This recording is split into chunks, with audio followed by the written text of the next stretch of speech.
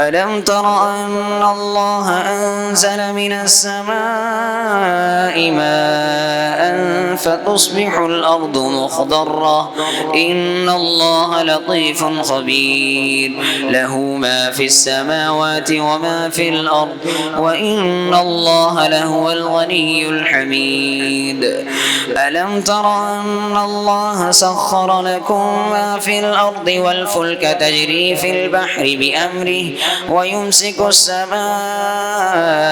أن تقع على الأرض إلا بإذنه إن الله بالناس لرؤوف رحيم وهو الذي أحياكم ثم يميتكم ثم يحييكم إن الإنسان لكفور لكل أمة جعلنا منسكا هم ناسكوه فلا ينازعنك في الأمر وادع إلى ربك